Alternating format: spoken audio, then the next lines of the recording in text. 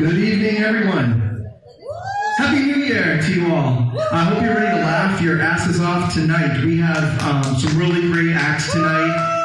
I just want to ask if everyone could please silence their cell phones as a courtesy to our performers tonight. And it is truly a pleasure to introduce our first comedian. She's a funny lady from Charlestown, Massachusetts. Give it up for Patty Gould.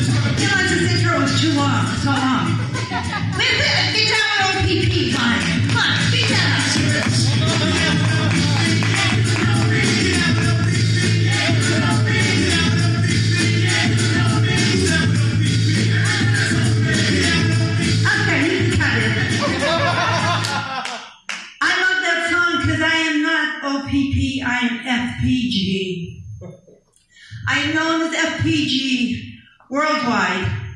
FPG stands for what people call me once they get to know me, and that's effing Patty Gould.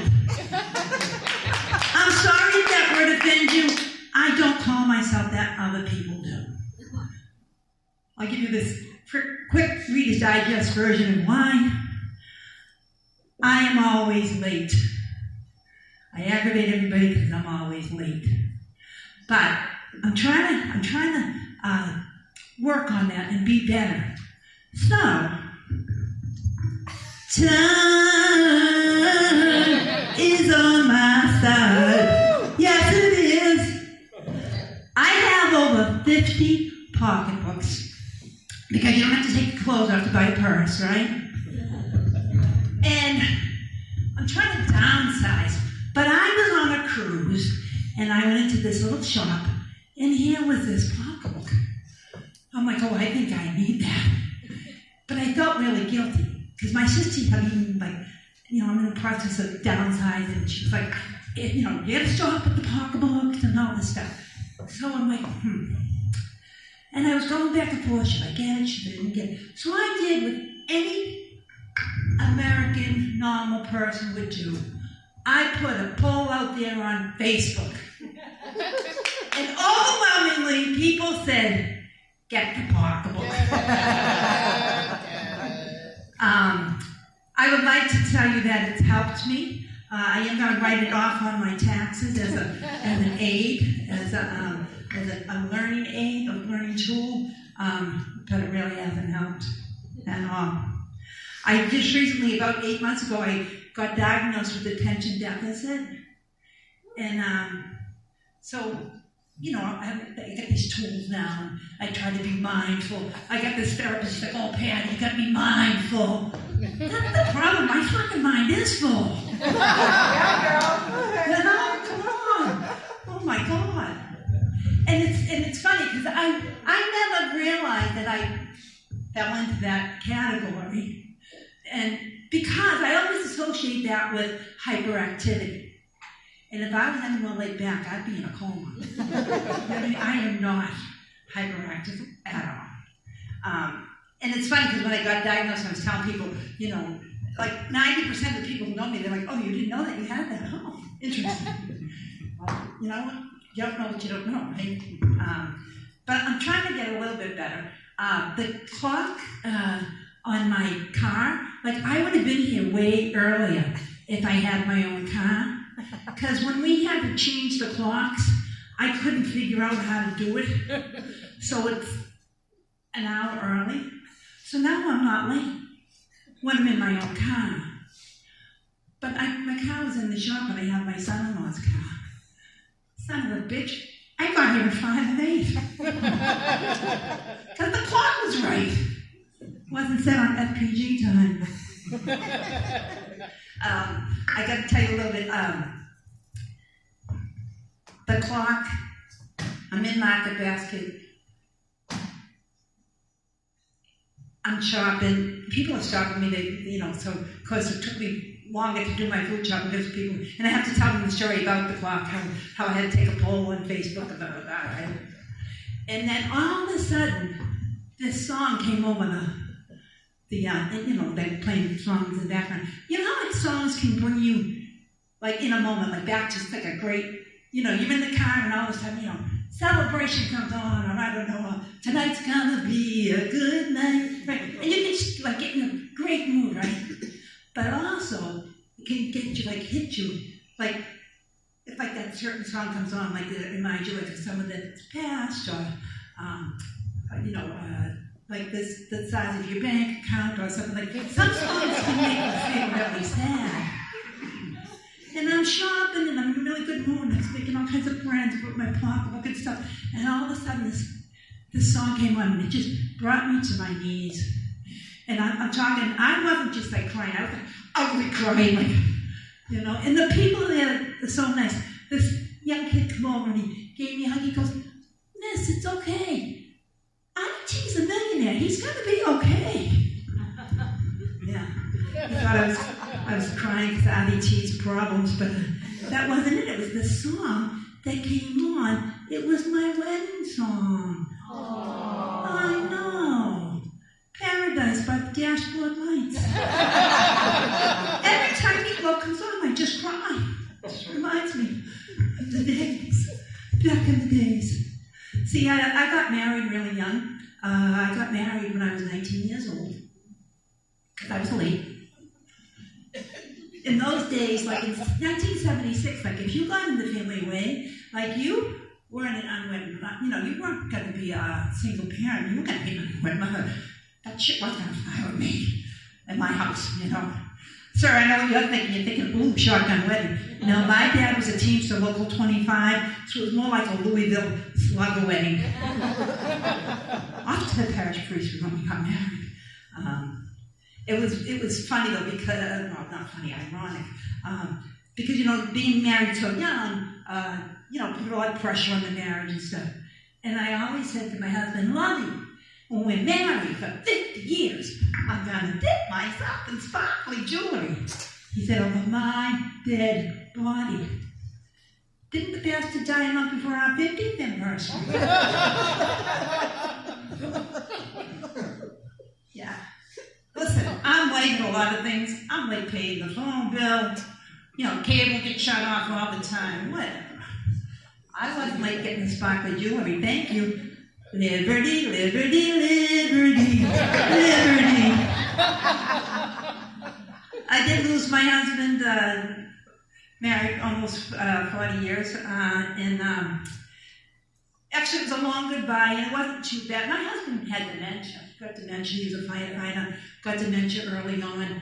The dementia wasn't too bad because most days he forgot he hated my guts. That's how dementia works. And I had a great support system.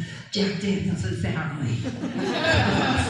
If you know anybody going through that, you can share that with me. You can share my coping skills with the person. Jack Daniels, Sarah Lee. It's amazing. Get you through it all. Yeah, but it's funny because at this point in my life, I'm not. We got married young and we made plans. Like I didn't think at this age I was going to be like in the position I'm at now. It's good. I travel a lot and stuff, and people are like, "I can't believe you're going on another trip." Sorry, Dave Ramsey. I got money on that credit card. But the reason why I do that, let me tell you something. I have 14 grandchildren. I know. I'm very blessed. Grandchildren are the reward. You kids don't know this, but grandchildren are the reward that you get for not killing your teenagers. So I am triply, quadruply blessed. And they get you through the hard time. They're so awesome, right? And my husband was still with us, and we had a deck put on the backyard. There's all kinds of wood outside. So my grandson's over and my granddaughter, they're cousins, and they're out there in their building and they're making like a fort. And I always try to, lift up their self-esteems and stuff. So I said, Dave, you're doing such a good job. When you're a man, you can build me my dream house. And he looked at me and said, you'll be dead. That really hurt my feelings. What do you mean? He goes, Grammy, I'm 6.5 years old. So when I'm a teenager, you're going to be really old, like old man. So when I'm a man, yep, dead. Well, listen, that young man was 6.5 when he told me that, and I kind of took it to heart because he just joined the U.S. Army. He is guarding the tomb of the unknown soldier. They're prestigious, I know. And but he came home for Thanksgiving. I'm like, shit, I gotta book some more trips. He's a man now. I'm gonna be dead.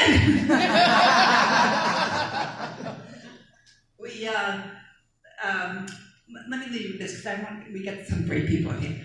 I'm going to tell you another grandkid story because I just think they just get me through the hardest of times. When my husband was getting ready to go with God, we had hospice committee, and my kids all came home, and it was probably about day 3. And my son lives in Manchester, New Hampshire, and he had never left his kids before, so he was like pretty sad, right? And he put the cell phone on because he was saying goodnight to them. He wanted them, so I could hear them because they always make you feel better. And here's the 5-year-old. So, Dad, you must really be sad because Pa's going to go to heaven. He said, yeah, honey, I am. He said, well, you know what, Dad? He's your dad, right? I said, yep, Pa's my dad. He goes, you can always get a stepdad. So I took that as a signal that I can go out now and find him. I'll get all gutsied up like this and I'll say, no, I might find you a new dad. That particular kid gets so mad when I tell him that. But it's funny because, like that. Like I got married in 1976. Dating's changed so much, and that online stuff and all that. I met this one guy from the Cape. Let me get to the chase. I'm a 1956 classic with only one previous owner. I met this guy from the Cape and he took me out for a test drive. He kicked the tires a little bit too hard. So now I'm back on the market. So I just came back from Dublin. I was in the crack comedy den over in Dublin, Ireland. I travel all over the place telling jokes and stuff. So now I use this as a networking tool. Now you guys are a small crowd, so I'm not even going to beat around the bush about this. If you have an uncle, a grandfather, a boss, and they're looking for somebody who likes sparkles and jewelry, you send them to Charleston, you have them look up Patty Gould, or even say FPG, I'll come. Listen, thanks for coming out. Small but wonderful crowd. I am so thrilled to be here. I've worked with Julie. I met Julie many years ago when she was doing, she does such great work. She was doing a luncheon for the volunteers over at the Women's Place, and that's how I met Julie. We've been friends ever since. I'm just so thrilled to be here, and I always love it when she's asks me to come. So this next kid, I have this comedy family and stuff, and I think I'm going to adopt him. I think he'll be my newest one. When I started doing comedy, my kids were bullshit because I was out in bars, telling jokes and talking about the family, telling the secrets, right? And my kid was and he's like, I can't believe you, you embarrassed me. I'm like, this kid did an armed robbery on Christmas Eve when he was 15 years old in a town that we've lived in for 7 generations. But now I'm an adult and I'm hanging bars and I embarrass him. But anyway, without further ado, let me bring you up to this wonderful comic. This is David the Buffalo.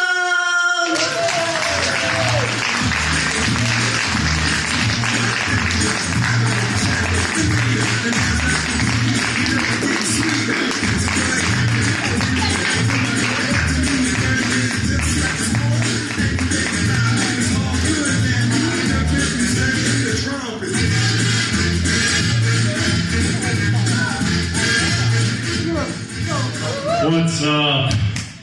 Oh. How you guys doing tonight? You good?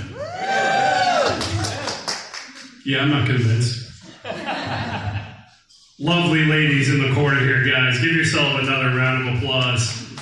I was thinking about what material I would want to tell older women in my family. I think, what would my grandmother think? But she's fucking dead, so I'm just going to do what I planned. It sucks. It's January. It's winter. It's cold. You guys came out here. That was a miracle. I've seen some of you. The lights are dark and it's coming through and it's not good. Thanks for coming out. But listen, we got to find our things in the winter that, give us some hope for warmer weather, for happiness, something. Boston sports, we're back. We took a month hiatus and we're back. Bruins over 500, Celtics without Tatum, third seed in the East. Patriots, guys, who doesn't love Drake May? I love Drake May. I love Drake May. I love his wife. They're relatable, right? You look at those two guys and you're like, I could be that. Not the athletic part, but everything else. Like, I could be that. Brady and Giselle, they were never like that. Those two were aliens. Uncomfortable every time you saw them, wealthy, egotistical, you didn't like them. They wanted to put you on a diet with a TB12 diet. No alcohol. You're already failing that right now. No tomatoes. Now you're just making shit up. And avocado ice cream, right? Not great.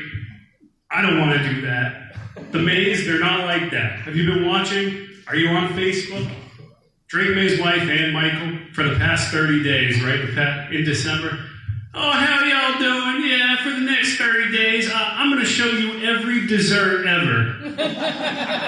Well, shit, sign me up. I'm going to like that. Oh, God. Well, yeah, I'm going to show you my new recipe. I've never been to North Carolina. I don't know what they sound like. I'm going to show you my new recipe, my double fried, glazed, cinnamon twist, cinnamon rolls. And then we're going to watch Will Campbell's fat ass eat them right now. I'm going to like that one too, jeez. They're good people, though. They are good people. Mike Rabel, great coach. Mike Rabel said, I would cut my penis off to win a Super Bowl. Relax. We don't need to see that. We don't need to hear it. Keep your penis, bring back the mustache, and just win the next playoff game. Just shut up. I don't need to keep seeing this. He's headbutting his players on the sideline. I love Rabel. Relax. But it's a good time. We're having a good time. You gotta look for those things. The Red Sox? Any Red Sox fans in here? They're not doing good.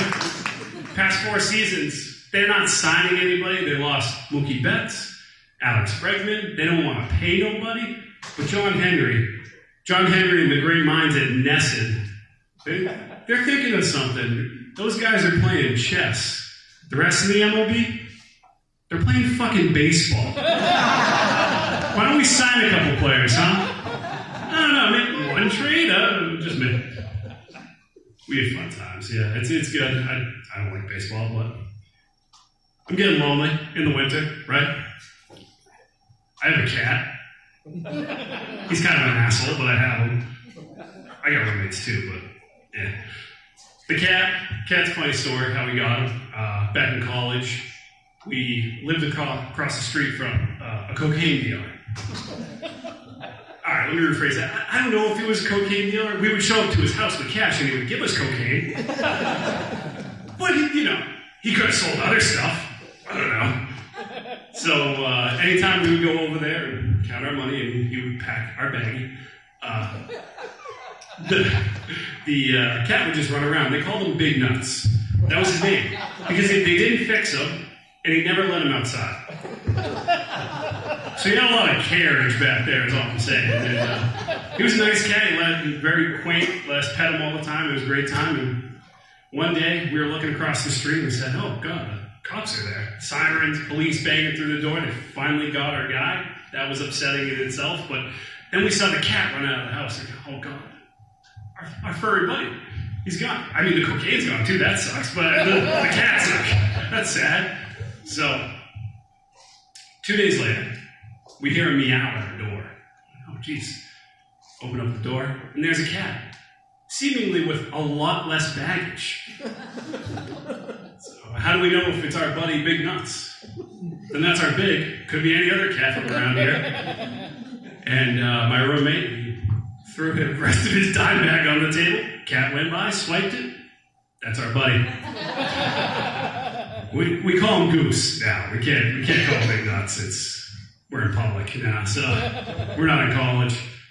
But he's a good guy. He keeps me company. I moved to Somerville.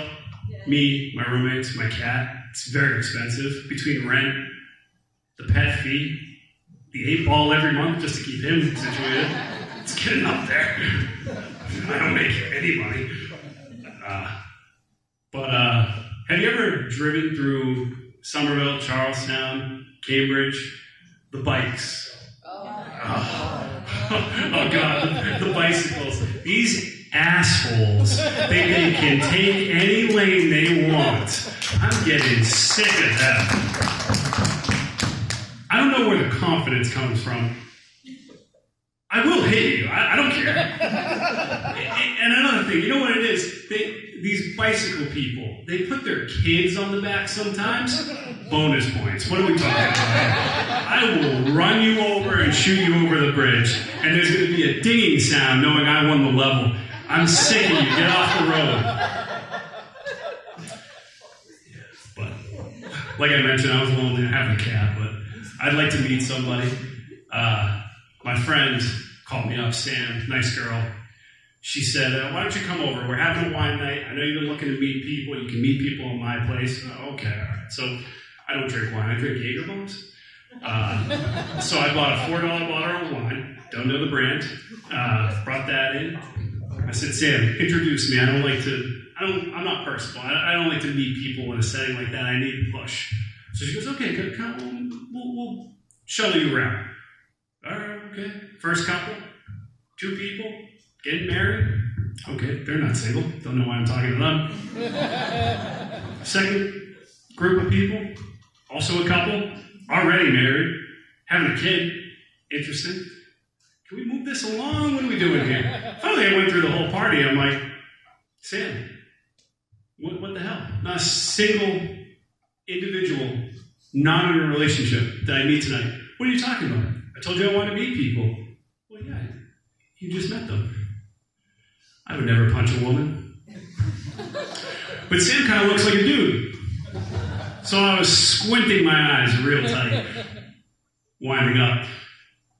She said, oh, actually, there is one person you can meet. So I said, oh, okay, perfect. She showed me. Nice girl. Catherine. Met Catherine, talked to her, told her about the cat. Told her the cat story. Not sure which part she enjoyed more. You never know around Somerville, but she said, oh, let's go back to your place. It was great. Great time. I said, okay. We went back. The minute we walked through the door, she said, listen, you're a nice guy. I just wanted to meet the cat. Very disappointing. But listen, I don't have expectations. That's rude. I said, that's fine. But a little hypocritical, right? Because when I just want to see the pussy, I get in trouble. You guys have been a great crowd. Next comic coming up, professional hockey referee, host of the Chirping Zebras podcast. Give it up for Mark Riley, everybody.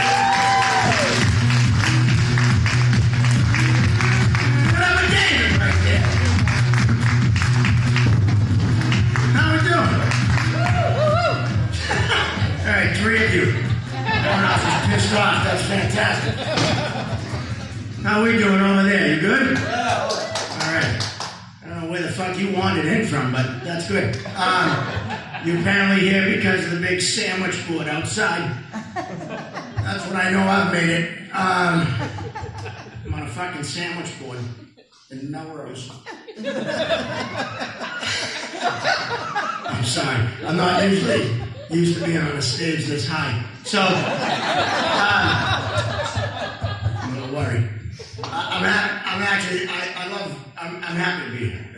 And I gotta tell you this, right off the hop, doing comedy can be tough. So, because everyone's looking to get offended. All right? And it's not, well, it's mostly you younger people, but everyone's looking, it's just the way it is. So here's my take on that. Being offended is a choice you can make. You can choose to be, offended or not, just like you can choose to be happy, sad, or mad. So if you make that choice and you choose to be offended, drive to Revere Beach and fuck off, all right? Because you came to a comedy show. You don't go to horror films and get pissed off and get scared. Yeah, you take that. Thanks, Tom. No, there's none left. You sick bastard. DJ thing ain't proving well for you? I haven't drank in 20 years. So, November 5th in 20 years. And no, don't clap. I'm a quitter. So, I just know if I fall off the wagon, they're going to be at the Knights of Columbus in fucking Melrose. I'll tell you that.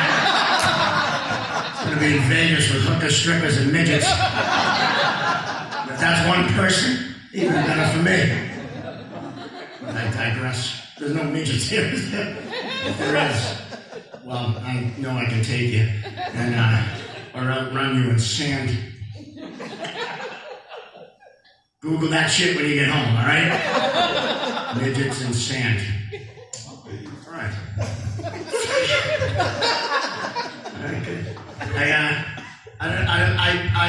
I've been traveling. Last year was a huge year for me. Huge. Not quite big enough to get out of this fucking gig, but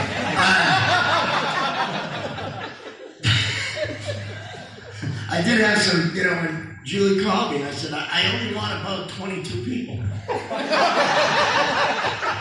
Because I don't want too much energy in the room, I'm going to have a spotlight that'll fucking burn my retina. So, I already got the check. I don't give a fuck. I'm kidding. I'm only kidding, Julie. I'm only kidding. I did though. I traveled a lot last year. I had a great year traveling. And I like traveling New England a lot, like, New Hampshire, and I grew up all over the place. One of my favorite places to go is in Maine. Anyone originally from Maine? No shit, look at the two of you. And usually it takes you guys a minute or two with the question, but you were really quick. Is there anyone over here or just, really? Okay, where in Maine are you from, sir? Southern Maine. Southern Maine? Don't get too specific on me or anything. I ain't gonna fucking follow you home, you realize that? Greater Gloucester. Greater Gloucester? Yeah. Oh, okay. No idea. Portland. Where? Portland. Portland. Oh, okay. That's kind of middle Maine, no? No? No? And where are you from? Auburn, Maine. Auburn? Oh, okay. I know that. That's near Bangor, isn't it? Fuck, I can't say that. I have issues. What's that? I went to college in Bangor. You went to college in Bangor? Really? Yeah. What college is in Bangor? UMaine Orno. Oh, Orno. Okay. All right. Cool. Well, that's cool. And then you live down here now? New Hampshire. I'll slow the shit down for you, okay? Fucking think it's coming out in French. You live down here? You live in Somerville? Oh, okay, cool. That's where everyone fucking moves now. How old are you, 24? Yeah. Look at that. You say that, I only guess that. It's not like I fucking, drive on the street in a van and look for you people. And you're in New Hampshire. Where in New Hampshire? Merrimack. Oh, okay, cool. And what do you do? I'm a commodities trader. A commodities trader. Oh, all right. Look at you. What commodities do you trade? Meat. Me? Yeah. Did you say me or meat? Meat. Meat. Oh, because I was going to say me. I don't know if you're making much money. I'm fucking around. Meat? So you buy and sell like fucking cows and shit? Pretty much, yeah. Really? And there's money in that? Yeah. No shit. Do you do that from home? No, I do from house. Oh, okay. You got it. Okay. Yeah. It's fucking weird. Do you trade anything else, or do you stick to the fucking meat? Beef, pork, chicken, oil, eggs. Oh, you cover it all. Yeah. Oil? Like Fry oil. fryer. Oh, okay. All right, not oil, because that's fucking too much money in that. What's the most profitable fucking meat? My God. No, I'm kidding. I was trying to say that. It's been in my head the whole fucking time. Fried chicken. Chicken? Oh, no kidding. Really? All right. And what do you do? Construction management. Construction management. Okay. What's that fucking mean? Managing construction projects. Okay. All right. You don't have to be a dick. I know it's fucking managing construction. I meant, like, is there a certain kind of construction? Like, he does fucking all the animals. Do you do all the buildings? Yeah. Okay. All right. You ever start a conversation and after a little bit you go, what the fuck was I thinking? I'm kidding. I'm glad you guys came. You represent fucking 42% of the audience. So that's good. I don't even know what the point of all that was. Oh, Maine. Oh, one of my favorite places to go is in Maine. The OOB. Old Orchard Beach. I fucking love it there. I do. I was up there last summer, did a show. They put me in a nice hotel. They didn't tell me in the brochure that about 8 o'clock in the morning, a 3-mile-long freight train might go roaring by, vibrated my bed clear across the room. It was all right. You know what I did? I grabbed a hold of myself. I figured let the train do the work. When I read the train was like 3 cars short. I catch at 10 o'clock. It was awful. All right. I knew the commodities guy would get that as a math joke. You get that? All right. Good for you. I went to Aruba last June. You been to Aruba? Yeah. You're like, what's this you speak of? This Aruba. My favorite place in the world. I love Aruba. I went down there. I went snorkeling. Last time I was down there, I went snorkeling. So I wanted to go snorkeling again. So I got all the gear. And I went to a couple different places. And last time I was there, I saw some really cool shit, so I wanted to get like a memory of it. So I couldn't afford a GoPro, so I went to this place called Superfoods. And I got this pouch, put your phone in, $11, seal it up, waterproof, best $11 I ever spent. I go to Mango Halto, beautiful. I go out and snorkeling around for 26 minutes. I saw turtles the size of these tables, saw fish, saw all kinds of stuff. It was amazing. I get to the car, I pull my phone out of the pouch, I hit play, and it was at that moment I realized I had it in fucking selfie mode the whole time. 26 minutes of my face in a mask. Then I decided to go scuba diving. Now, who's been scuba diving? You go scuba, anyone scuba dive?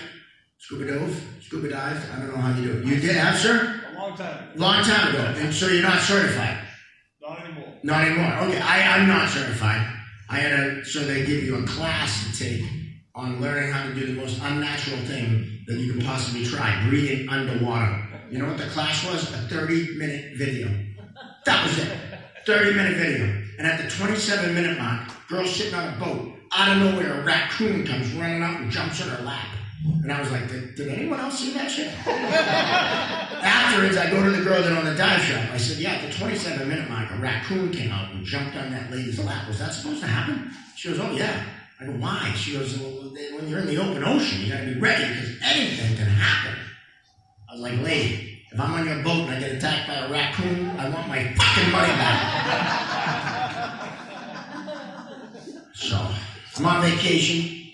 So I figured, I backtrack a little bit. I was married, not so much now. And 2 years ago, I got unengaged. Yeah, it's okay. It just didn't work out. But it helped me make a decision. I'm just going to be single the rest of my life. That's it. Just going to be single and do the friends with benefits. Yeah. I have one, I'm looking for like 6 or 7 more. And married guys never laugh at that. They're like, that's not funny. Why would I want to have sex with 6 different women all the time? I'm happy with what we have twice a year. Not enough married guys here, okay? So, I decided I'm on vacation, I'm gonna have a good time. So I download the Tinder, right? The app that swipe left, right, And right away I got 7 matches. But here's the problem, I didn't do the math. Aruba as an island is only 21 miles long. So all 7 matches were in Venezuela. The girl said, "You want to hang out tonight?" I said, "I'd love to, but I don't have a boat. And besides, I'm a little afraid of the sea coons. Those are the fucking raccoons from like 2 seconds ago." Stay with me. So, you guys, I'm a big sports guy. So, David mentioned, I used to referee pro hockey for a living. And you guys hockey people? Okay. You're enthusiastic. It's fucking killing me. I refereed pro for 5 years, got hired by the NHL, and then fired a week later. Don't laugh at that. You know why? I'm American. That's why. They didn't tell me that. I would have sued their ass. That's why. It's all about Canada and the Canadians. Any Canadians here tonight? No. Melrose? Anyone? All right, good, because I fucking hate Canada, okay? Outside of hockey, they've offered nothing to the world, and their bacon, it's ham. Fuck Canada. So after the NHL thing happened, I decided to do college hockey. And I realized very quickly, college players and pro players are very different. First game I'm doing is down at Quinnipiac University in Connecticut. Connecticut, a place I feel kind of like I feel about Canada. Fucking hate it. I hate it so much, I think Massachusetts, I think we should build a wall. And they have money, so fuck them, they'll pay for it. But I digress. Kid whacks kid in the corner with his stick pretty good. Blow the whistle, I call him over, I go, "Hey, don't be hitting people with your stick like that." His answer to me was, "Go fuck yourself." I let him go. Figured out later, I'll get my chance. Next shift, he's out in the ice in front of the net. Gets hit in the back with a cross check so hard his neck snapped, he went flying. Major penalty all day. I got nothing. Whistle blew, he came right on me. "Can't even call that ref, my guy." I said, "Whoa, pal, sorry, man. I must have missed it because I was too busy in that corner fucking myself." That's way funnier than you just fucking reacted, all right?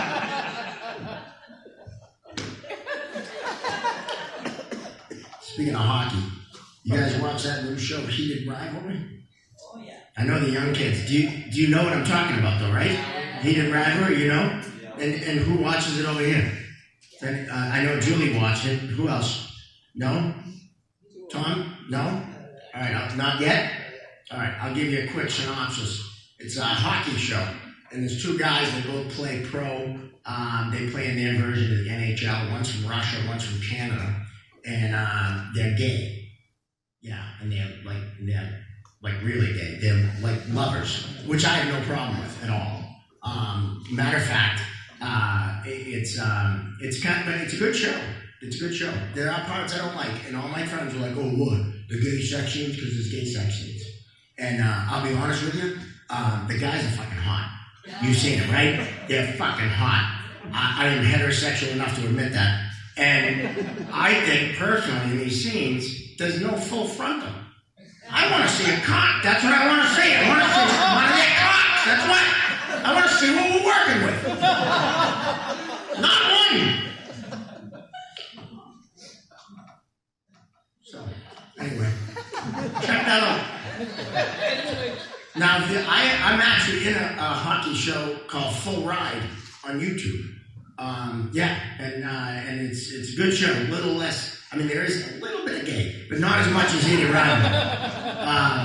But I play the coach, so you can check that out on YouTube. And you're all fucking not impressed. Very good. I went to the Bruins game the other night. Chara's number retirement. All right, and what's funny is I referee some of the Bruins alumni games.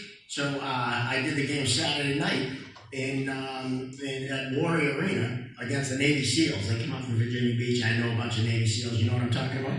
All right. I was there. And what's wild was that was Saturday night. I showered with Zdeno Chara. It just so happened that him and I were in the shower together. All right? And people were like, oh, what was he packing? I'm like, that thing could kill a fucking baby seal. But who wouldn't be? Of course I'm jealous. But during the ceremony, I'm watching it. And you know how hard it was not to scream, I've seen his cock! That's what I wanted to yell. But I went with a friend of mine, and she all of a sudden, she's like, she's first of all called it a boy aquarium. I'm like, what the fuck? And you guys heard that term, boy aquarium? It's like a fish tank with boys because there's glass. Yeah, I fucking think it's stupid too. And then at one point, she's like, do you think they'll fight? And I'm like, well, probably. There's usually a good chance of fighting. She goes, do you think they're going to make out? I'm like, what the fuck is wrong with you? So she's like, that's not really like the show? I'm like, no. I mean, we go and shower together, but we're not like, we don't do it there. Some of you got that. All right. I didn't know I was going to tell that shower story, but fuck it. I think it's funny. And I did see his comment. So, I have a podcast David mentioned called Chirping Zebras. Any of you heard of it? Has anyone seen it? Other than my friends? Fucking killing it, Melrose. It's actually pretty good. We've had a bunch of pretty big name people on. If you're hockey people, we've had Derek Sanderson. We've had a couple of guys from Shoresy. Do you watch the show Shoresy? Do you know Shoresy? A couple of them guys have came on. We had Matt Light, Cedric Maxwell from the Celtics, Lilo Brancato, the kid who played C in A Bronx Tale. So it's pretty fucking good. All right, you gotta watch it. You gotta like and subscribe because this thing gotta work. For two reasons. One, a year ago in August, I got my first tattoo. Well, I'll show you. It's one of the zebras from my logo of the podcast. So this shit gotta work. Or I'm gonna end up a dick with a zebra on his leg. Second reason it's gotta work is I want to quit my day job. And if you're thinking, oh good, he has a day job. Fuck you. I do it for the insurance. I'm a 4th and 5th grade Montessori teacher. Yeah, I shape and mold young minds. Should scare you. I get into it by subbing. I was substituting, so they put me in a middle school science class. Middle school. No business being in it, none. One of the kids stood up and goes, Mr. Riley, what's DNA? I was like, something you don't want to leave behind at a crime scene.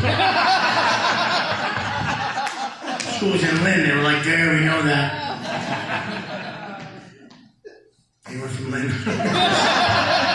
I'm kissing anyone off from Lynn. It's a beautiful city, Lynn. It's a bad rap.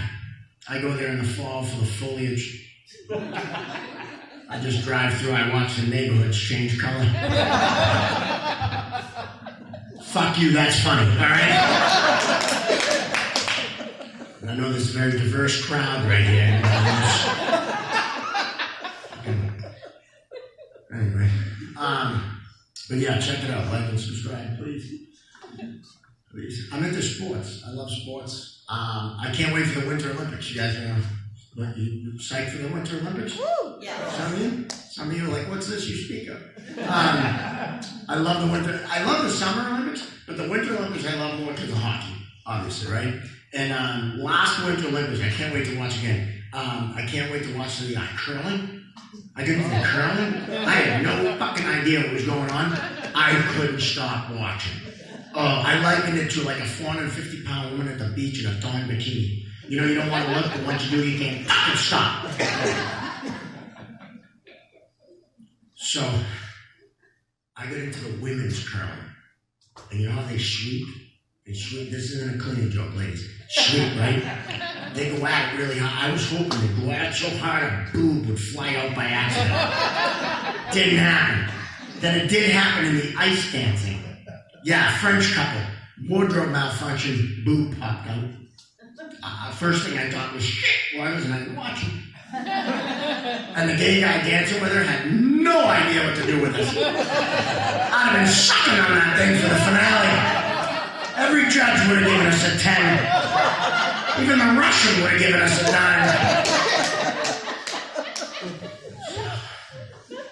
Can't wait for the Olympics.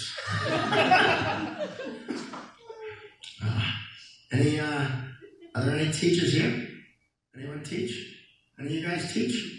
No? I can't fucking see. Anyone teach? No one? Oh, right there? You teach? Where do you teach? Not anymore. Not anymore. That's a weird subject. But I taught English and writing. English and writing. And where did you do that? I did it at, several different places. University in North Carolina, so now I know how they talk. Oh, no shit. All right. And I taught, the last place I taught was at Bunker Hill Community College. Oh, fine institution. Is that it? That's all I have. I was going to guess you probably taught essay writing with that answer. Fucking okay. No, I've been doing it for a while. I like to get to know people. I asked one time I was at a club up on Route 1 called Giggles on Sawdust. Oh yeah, throwing my success in your face. I play Northbound too, just in case you remember at the Kowloon. But I asked who was a teacher. The woman in the front row said she was an ESL teacher. I didn't know what that meant. She had to tell me English as a second language. So I asked her where she did that, just like I asked you. Her answer was Rockport. Rockport, Mass. Now, if you're not familiar with Rockport, it's like a shitty house there is 1.6 mil for like a little cottage. It's fucking beautiful, right in the ocean. You're shaking your head. You know what I'm talking about. Yeah. She taught English as a second language in Rockport. So I asked what I thought was the next logical question. Who are you teaching, the landscapers? She said yes. You're better than me. So, are you from Rockport? No, my brother lives in Salem. Oh, your brother lives in Salem? Yeah. Oh, okay. So you drive by? I'm in the North Shore a lot. Oh, you're in the North Shore a lot? Okay, cool. All right, good. Yeah. Four guys, 3 girls. Okay. Just looking. I'm not making any assumptions. I got no shot. Fuck. One of my favorite things we do in class is we give the kids vocab words and note cards. They gotta write the word and the definition on one side. On the flip side, they gotta use that word in a sentence in the proper context. If they're good, we give them a check. If they're not, we make them redo them. Here's my 4 favorites from over the years. They're laminated in my car, written by the same kid who is now in college or jail. We didn't keep in touch. First word was vocation. Vocation. His sentence, my vocation is at McDonald's. I just wrote, gotta have goals, good luck. Second one, prone, P-R-O-N-E, prone. His sentence, if you go outside naked, you are prone to be laughed at. Kid was Irish, check. Third one, serviceable. Serviceable. His sentence, my mother is serviceable. What the fuck? I was sure to walk into the car and pick up. And he was right. Just when I thought I couldn't get any better than that, it did. The word was external. External. His sentence, I enjoy my external organs more than I do my internal ones. Has the truest statement ever been made? You can't play with the inside ones. That's a check plus right there. Well played, my little friend. I have 2 ideas for my classroom. First one, going to make me $1 million. Just going to go on Shark Tank. You know the air fresheners in the bathrooms every once in a while? Puts out whatever it puts out. Put 5 of these up in the walls around my classroom. Hooked them all up to a remote control. When shit starts getting crazy, I hit the button, all 5, riddling gas. Shit quiets down real quick. And I got a spray bottle I take outside for recess, treat them like cats. Like, Mr. Ryan, Mr. Ryan!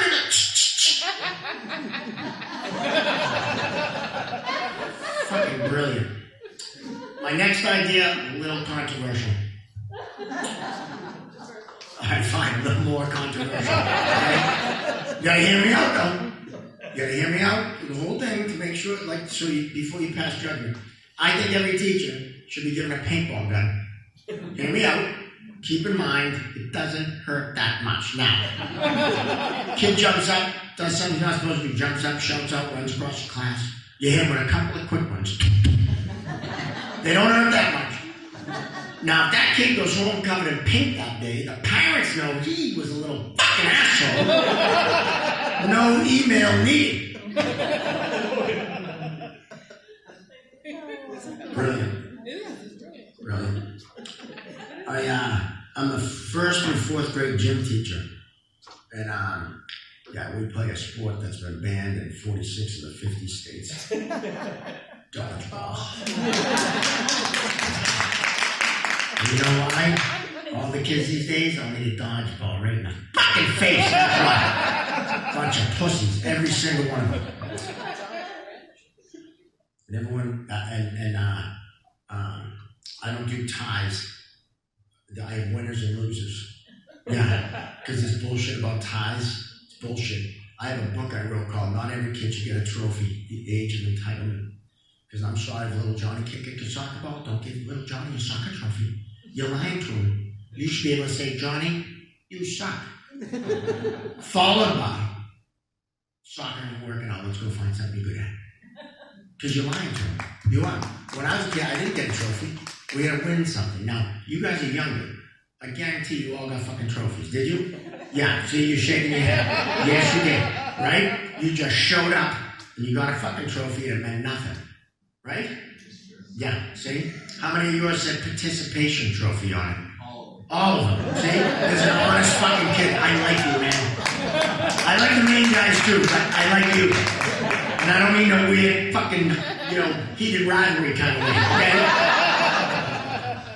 You're a good-looking kid, but I have standards. Because this ain't far enough away from Wayne, but technically not a road gig. You know what would happen to me if I brought home a participation trophy to my father when I was younger? He would have looked at it and then he would have fucking hit me with it. He would have given it to me at the end for participating in the beating. But I'm right? Now some of you shook your head. You didn't grow up getting trophies for everything? I got trophies, but I earned them. You earn them. I fucking like that. You go, girl. What did you earn? Softball, basketball. Nice. And can I ask how old you are? I'm 32. 32. Okay, so you're a little older than these guys. Yes. Right? You guys are a fucking boy band over here. You can be fucking in sync right over here. Look at seriously. If you guys could dance, you'd fucking be up here singing. And I know David could jump right in. He'd fucking all 5 of you. Be outstanding. Well, here's the thing. When you become an adult, these kids think they can't lose. You grew up thinking, fuck, I'm getting a trophy, right? Then you become an adult and you realize you fucking lose a lot. I have 2 words that will prove this to you. Power, ball. Have any of you hit a giant jackpot recently? No, you haven't. I know, because you're in fucking Melrose at the Knights of Columbus with me in 30 fucking degree weather. You win one of those, you'd be on your own island somewhere. Remember this last one, 1.6 billion with a B. A billion with a B. And everyone played, and I bet your friends did what my friends did. What are you going to do if you win? What are you going to do if you win? What are you going to do if you win? Fuck, it's like every night on the news. If I win, I'm buying a house and a car, like some nitwit. I got so sick of this shit, I reduced my answer down to one simple statement. Friends were like, what would you do if you won that giant jackpot? I'd never put a stitch of clothing on again. They're like, what? I go, yeah, be naked the rest of my life. People are like, hey, you got a small dick? Don't care, I got $1 billion. I win! I could pay a guy with a bigger dick to stand in for me. I could have me a dick double. I go out on a date, who's that? My dick double. I'm hoping he works tonight. You can't say dick double without smiling. All right. Oh. You guys are that little crowd could. We got up the hill. There's a whole sheet of plywood right here. Cut right in the middle. I'll leave you with this, because I was in a Dunkin' Donuts drive-thru recently, and a guy in front of me driving a minivan. All right, now, if you guys drove a minivan, that would be fucking weird. Anyone driving a minivan? No? I used to. Used to. Okay, I used to too. When my kids were little, they're all in their 20s now. When my kids were little, I had a minivan. I loved it. And here's the best thing about a guy driving a minivan. You will never, ever get pulled over by the cops driving a minivan as a guy. Ever. Seriously, they know you're one moving violation away from fucking snapping. They know you're this close to Michael Douglas and falling down. So the guys in the minivan, it had one stick figure on it, just one. The dad's stick figure, that was it. The other ones had been scraped off. I was thinking, this poor bastard got the minivan and his stick figure in the divorce. Suddenly, my life don't suck so much. So, you guys have been awesome. Seriously, you have. You know, you walk into these places, you see the crowd, you're like, this is gonna suck. And, you guys did it for me. I'm not done yet. I want to shamelessly self-promote. Chirpingzebras.com. Find it. Like and subscribe, please. Full Ride on YouTube. And then if you want to find me as a comedian, I'm out there. MarkRileyComedy.com is my website, but you won't remember that because you just won't. 26 years I've been doing this. I know I finally made that. Knights of Columbus. Keep dreaming, kids. But you won't remember. So all you gotta do is go to thatcomedianwasfunny.com. Fucking boom, comes to me. Come on, these guys. That's like trading chicken. Brilliant. And I'm on all the social medias. The Instagram, the Facebook, and the TikTok. I know you guys do the TikTok. Do you do the TikTok? No? None of you do the TikTok? What the fuck happened? I thought all young people did the TikTok. You do the Instagram? Okay, all right. Well, you can apply it to either. All I know is on a Sunday morning, I'll get up at like 10 o'clock. I'll go in the bathroom to do my business. I'll open up the TikTok or the Instagram. Next thing I know, it's dark out and I can't feel my fucking legs. Is that a me thing? No, thank you. I like you. You're honest about your fucking bullshit trophies. And you also take TikTok shits. I love it. You're a good man. All right. That's it.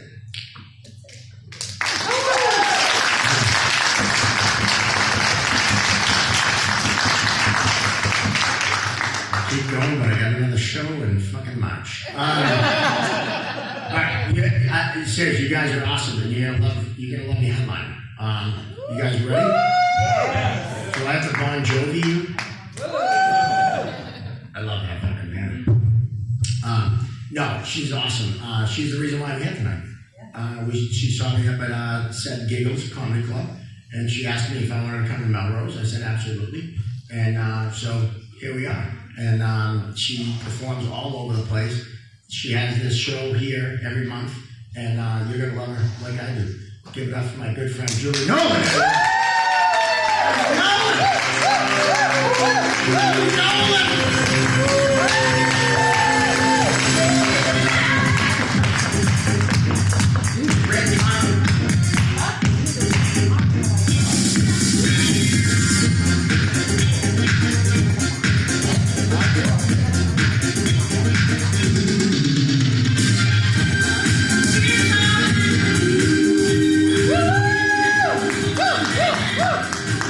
Good evening, everybody. Tonight seems to be a lot of talk about bodies and internal and external stuff. So honestly, I think because it's a smaller crowd, I feel more comfortable telling the story because I think it's probably wrong for a mother to tell this story, but my son Danny, so both my children are on the autism spectrum. My son Danny has a lot of issues with pants. Keeping them on, getting his hands out of his pants. We have a magnet on our fridge that says, "Home is where the pants aren't." So, anyway, we are visiting a friend at their lake house.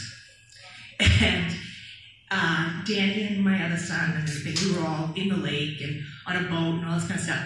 And so Danny goes into the house and he just takes all his clothes off to go take a shower, like it's his house. And my friend's father sees him and is all together, right? And he says, "Good God, don't let my wife see that." He was probably like 17, and I know it's wrong, but it's so funny to me. It's like, what is happening? That same child, about, let me think about this. I think it was about 2 years ago. A cruiser was coming down my street. And Argyle Street is one of those side streets. You don't really have a lot of action. You don't really see a lot of police cars and stuff like that. So it caught my eye, and I noticed it slowing down. So I'm like, that's not good. And then he rolls down the window and says, "Do you live here?" "Yeah." "We got kind of an odd complaint from your neighbor in the back." "Oh, yeah? Could someone be peeing out the window?" I mean, well, the short answer is yes. But who? Is it Frankie? Is it the other son, Danny? Is it the husband, Fran?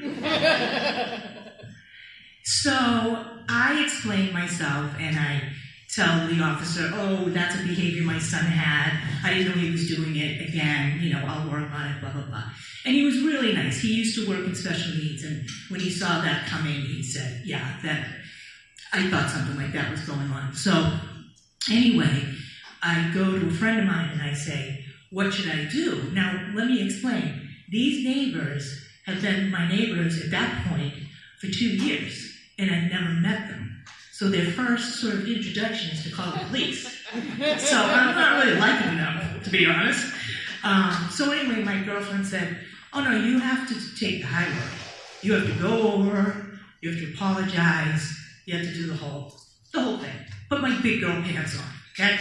So I go over and I knock on the door and I explain my situation. "Yes, that's my son. Yes, I'm so proud. Yes, he's peeing out the window. I mean, life couldn't get better. Yeah, I know, you're jealous." So he says to me, and I hate when people say this, by the way. He says, "Oh, I can't imagine." And I just think that's so dismissive, because I have a great imagination. Like, I could imagine being naked for the rest of my life with $1 billion. No problem with that. I can imagine being in Wicked. I mean, hanging out with Elton John. Like tomorrow. So, I didn't care for that. And I've been taking acting lessons. So, that allows me to cry on demand. So, I look at this asshole. And I go, "No, you can't imagine." I'm killing myself the whole way home. Oh, what an asshole. So anyway, so I'm walking and I'm like, "Oh, that was kind of fun." And he says, something he said hit me. And he said, "My wife is afraid to go out in the backyard." Now that would suggest that my little love bug can pee out his window, over our backyard, over the 10-foot freaking fence they've got, and hit her? People, that's not a behavior. That's freaking talent. Yeah. So vision, see, I can imagine. I was imagining that it would be an Olympic sport. And you have a street with all Victorian homes, and you just have all the contestants in the attic. And then they have a Dixie cup. See, I put a lot of time into this. You have a Dixie cup across the street. So everybody's, and instead of, Daddy, stop peeing out the window, I'd be like, Daddy, drink the goddamn water. Come on, you got this. This is your day. This is your lane. Keep peeing. Don't put the pants on. Take them off. Thank you. So like I said, I have the two kids. And my son, Frankie, is so annoyed with me at all times. When I had a television show, the talk show here in Melrose, it was my first show, and I was watching it. And I said, Frankie, you want to see your mom on TV? And he's like 11. And he goes, not really, but okay. And then he said, wow. And I thought, oh my God, I'm getting a wow from an 11-year-old. He follows up with, that is a low budget.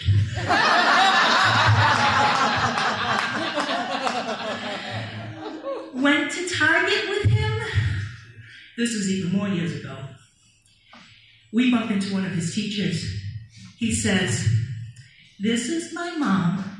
She's well into her 70s.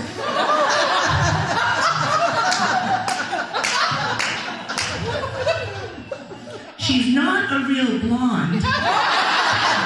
He's got me there. Wait for it. Gets better. She drinks Pinot Grigio religiously. Not wrong. Wow, that was another proud moment. Hi, nice to meet you. I'm kicking him, like, shut up. So they're very literal, my boys. And one year, Frankie got one of those rocking horses, like the toy ones, whatever. So Frankie's like little, he's in his sleeper, he's coming down the stairs. Frankie, look what Santa brought you. He brought you a horse. Can you believe it? And he's like, wait, what? And he walks around it 3 or 4 times, stops, looks, then looks at my husband and I, looks again, and if I could put words in his head, it was, are my parents morons? Like, seriously, if they think this is a horse, what else don't they know? Like, what else do they think is and isn't? And should I grab the baby brother and, like, hit it? Like, honest to God. So I grew up here in Melrose. Yep. Youngest of 6 children. Let me just tell you the difference between what it's like to go to college now versus the youngest of 6 in an Irish Catholic family. A little different. Nothing matchy-match. You know how everybody's like meeting their roommate before they get there, and then they coordinate, with their initials and all this shit. This was my experience. Day of, leaving from Merrimack College, day of. 9 o'clock in the morning, I hear my father go, so we drop her off today at 4, right? And I said, wait, is that me? You talking about me? And they're like, yeah, you're going to college today. I go, oh. So my mother goes to like open a closet. I go, I hope you're getting your purse out to take me to Caldor. I mean, what are you going to just drop me off with like nothing? And my mother just beautifully takes out a trash bag, snaps it, says, follow me. We walk around the house. My sister Colleen had just gone to the dentist. My mother goes, grab that toothbrush and floss. Throw it in the bag, trash bag. Listen, your brother just moved out. Grab that brown comforter. I'm thinking to myself, if he didn't want it, why would I want it? And so it just went on from there, like Menon speed stick. And I was like, what, isn't that for men? My mother's like, it's all the same. Please, just donate. So basically what happens is, she talks me into like a month's worth of clothes, or maybe 3 weeks. She's like, Andover's not that far. Just like she literally had this down to a science. Like there was going to be nothing more than that freaking trash bag.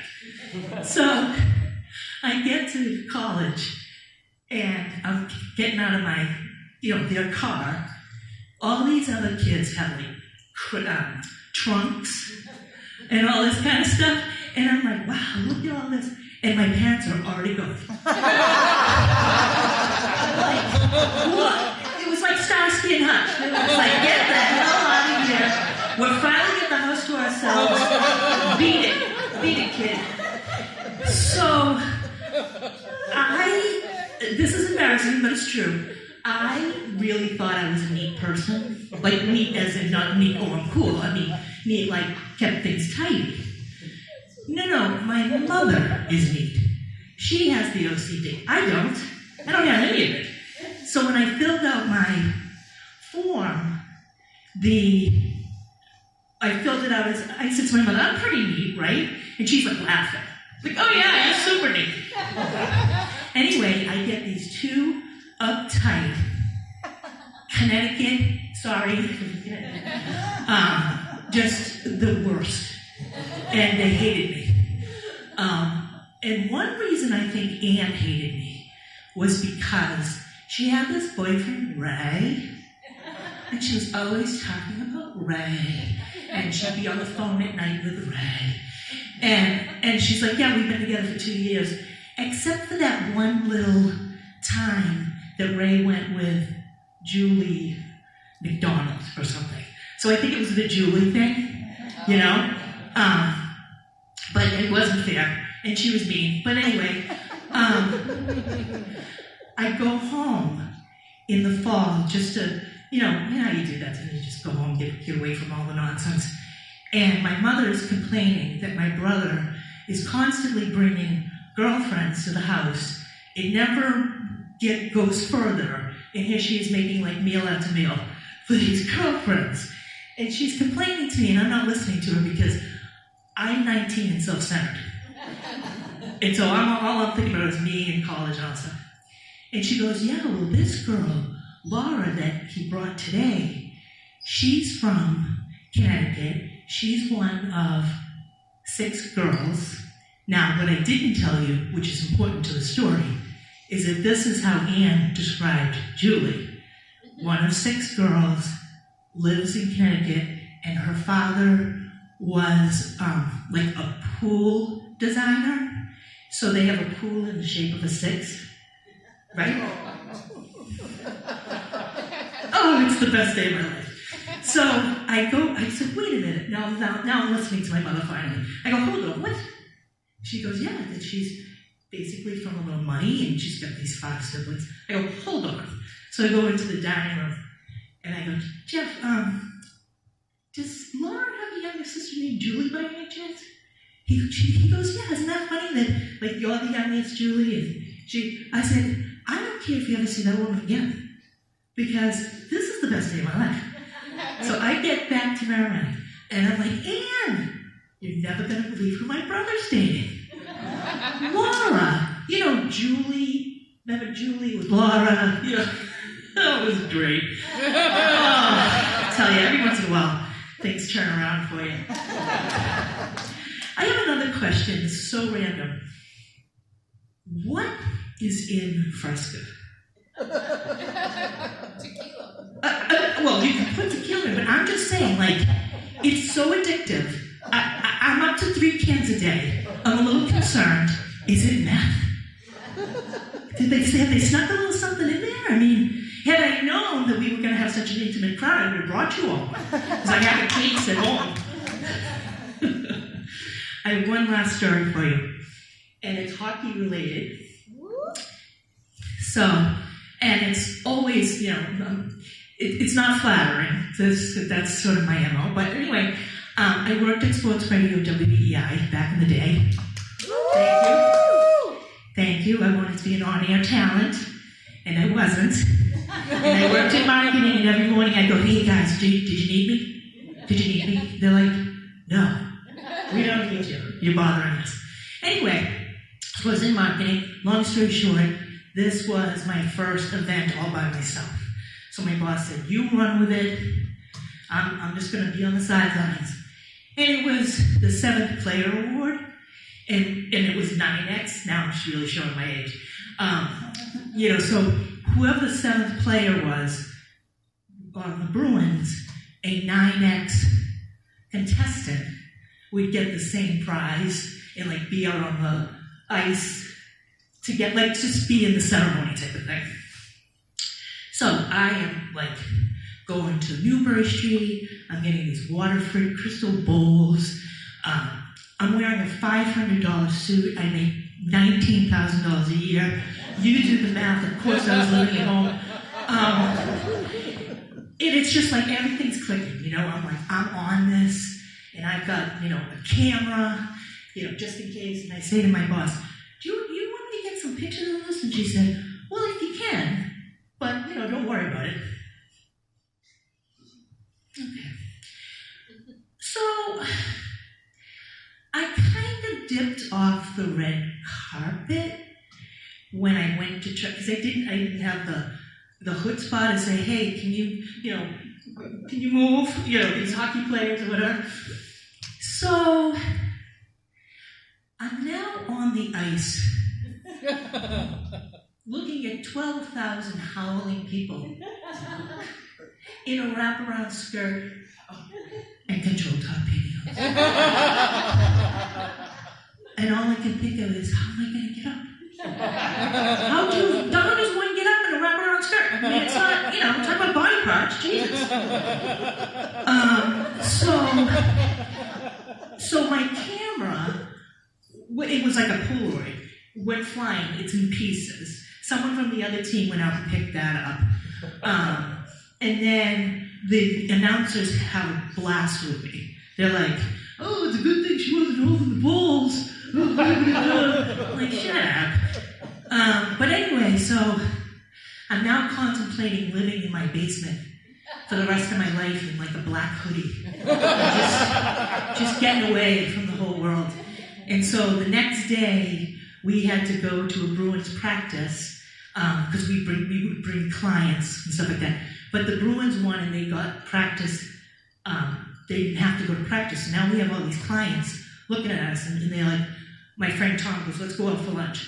So we go out to lunch, and the waiter comes over and goes, did you see that girl last night?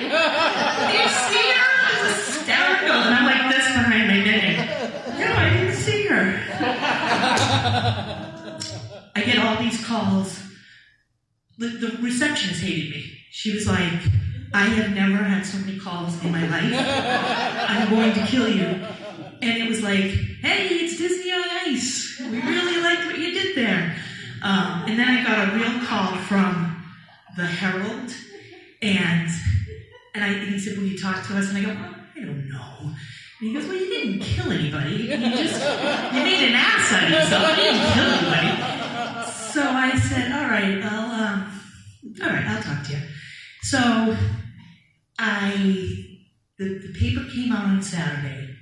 My father went down to Bob's Market. If you're from Melrose, you know what I'm talking about. When you know, you know.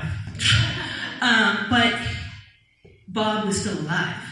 And my father walks in, and Bob goes, I was wondering what Julie was up to these days. And he's like, oh, shit. So he buys like 20 of them because he didn't know what he's going to say. So it's a nice picture because they came out and took a regular picture, but it's like it's like half the page. Like it's like my legs are just like it's like so much thigh. It's so ridiculous. So that's that, and I say to my mother, now I could be losing my job, so just get ready for that. And she's like, great. Oh, another great line from my mother. I called her from the office after I fell, and I go, Mom, I made a huge mistake today.